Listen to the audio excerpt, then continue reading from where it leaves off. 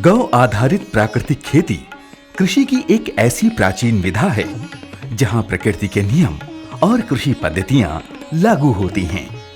इस खेती में भूमि का प्राकृतिक स्वरूप बना रहता है।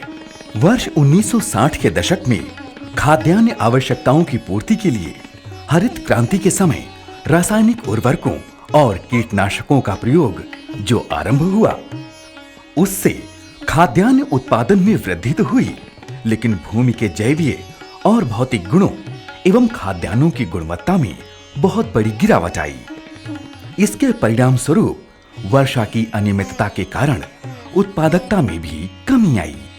प्राकृतिक खेती में गोबर की खाद, कंपोस्ट खाद, जीवाणु खाद, हरी खाद, फसल अवशेषों का उपयोग आदि भूमि की उर्वरता बढ़ाने, प्रकृति में उपलब्ध जीवाणुओं, मित्र कीटों, जैविक कीटनाशकों आदि के माध्यम से शत्रु कीटों को नष्ट किया जाता है।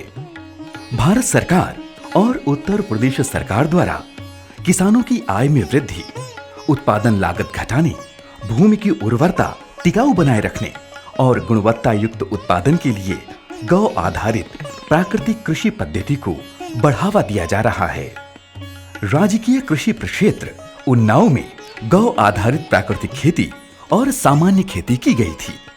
इसमें गौमूत्र और गोबर से निर्मित किए जाने वाले बीजामृत, जीवामृत जैसे उत्पादों के प्रयोग से भूमि मजबूत हुई।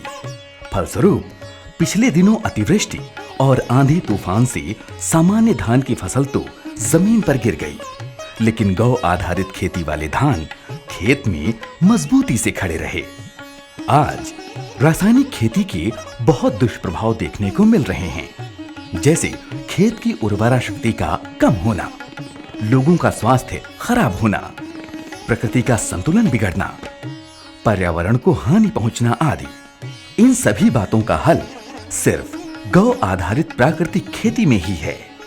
हालांकि ये देखा गया है कि सामान्य फसलों की उत्पादकता 34.6 क्विंटल प्रति हेक्टेयर पाई गई है, जबकि गौ आधारित प्राकृतिक खेती की उत्पादकता 32.5 क्विंटल प्रति हेक्टेयर होती है, यानी सामान्य की अपेक्षा उत्पादकता कम हुई है। हालांकि अगर देखा जाए तो सामान्य फसलों में लगने वाले 4 से 5 हजार